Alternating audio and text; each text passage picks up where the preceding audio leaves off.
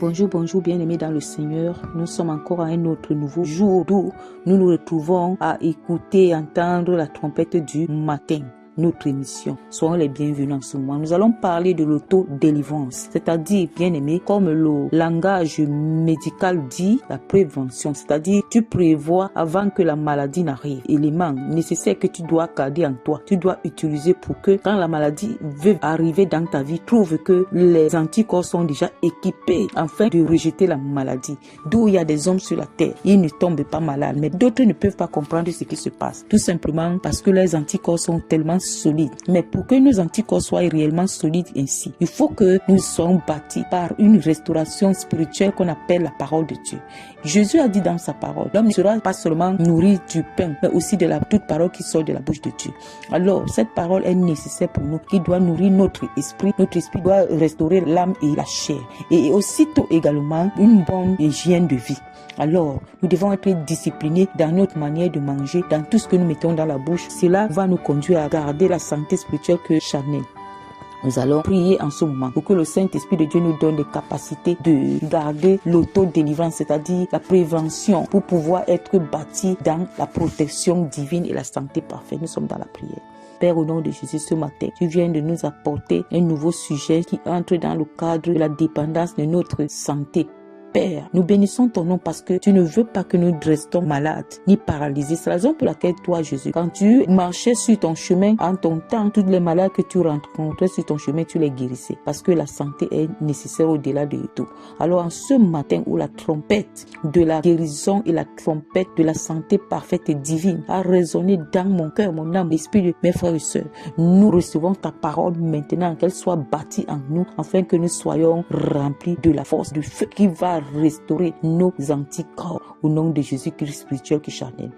Nous allons lire la parole de Dieu dans Luc chapitre 10 verset 19. Voici, je vous donne l'autorité de marcher sur les serpents et sur les scorpions et sur toute la puissance de l'ennemi et rien ne pourra vous nuire.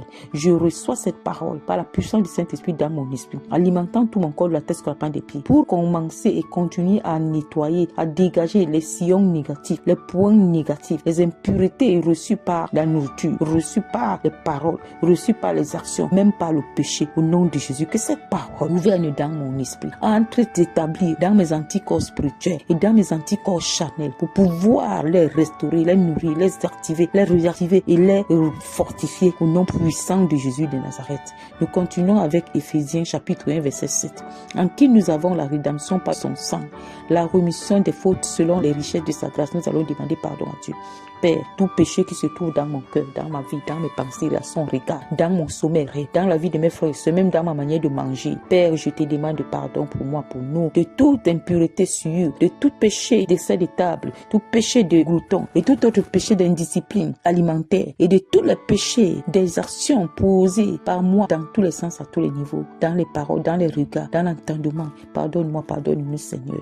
Nous déclarons en ce moment que ton nom entre dans nos vies pour que ton nom nous donne les capacités de rejeter le péché, de pratiquer le bien, afin que la puissance du mystère de ta mort s'établit en nous et que le Saint-Esprit jaillisse ton sang en nous pour pouvoir détacher les chaînes, les cordées du péché en nous, ouvrant les cadenas, afin de nous bâtir dans la liberté, de nous nettoyer, nous purifier, sanctifier au nom puissant de Jésus.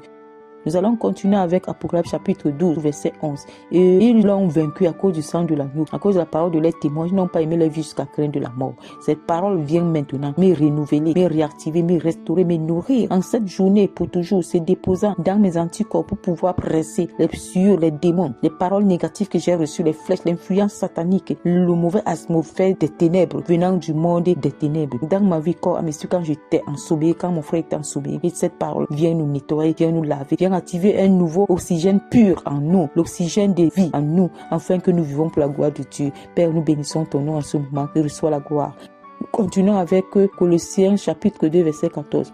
Ayant effacé l'obligation qui était contre nous, laquelle consistant en ordonnance et qui nous était contraire, il l'a ôté en la louant à la croix. Au nom de Jésus. Le mystère de la croix de Jésus-Christ vient maintenant changer mon atmosphère en mes faveurs, l'atmosphère de mes frères et sœurs, pour nous donner la capacité de discerner le bien et le mal, afin qu'au nom de Jésus-Christ de Nazareth, que nous abandonnons le mal et que nous recevons le bien. Saint-Esprit, remplis-nous de l'essence nécessaire qui nous conduit à pratiquer le bien, afin que nous devenions bien nous-mêmes et que la gloire vienne à notre Père céleste dans nos vies, au nom de Jésus.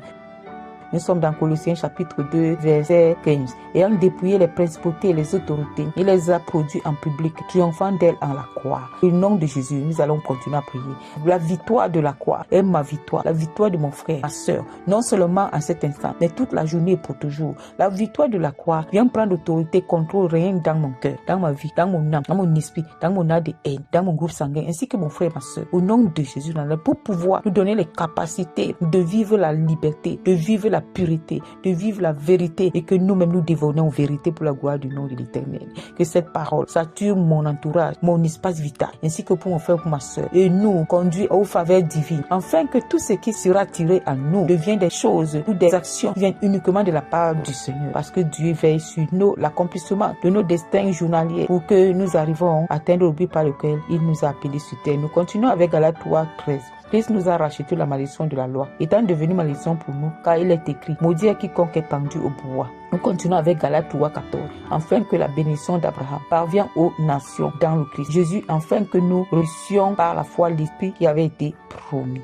Nous recevons ces paroles. Nous recevons ces paroles dans nos vies, dans notre sommeil, dans nos rêves, dans notre réveil matinal, dans nos allées et venues. Cette parole soit immense en nous, devient les vitamines journalières dans nos vies, les vitamines qui nous activent pour le bien, les vitamines qui nous fortifient pour pratiquer la parole de Dieu, les vitamines qui s'établissent maintenant dans notre cerveau pour pouvoir nous conduire à penser comme Christ pense, dans notre cœur, pour pouvoir aimer comme Christ aime, dans nos actions, pour pouvoir agir comme Christ agit. Père, tu as dit que ceux qui se tournent vers toi sont des personnes que tu ne peux jamais décevoir. Bénissons ton nom parce que ce matin, nous sommes tournés vers toi, car c'est toi qui as sonné le réveil matinal pour nous, parce que tu nous as tant aimés. Tu continues à développer dans les petits détails ton amour indéterminé, manifesté ce jour en Jésus-Christ notre Seigneur, et que cet amour nous accompagne tout au long de cette journée, nous couvre, nous protège, nous soutient, et que cet amour nous remplit d'une joie immense.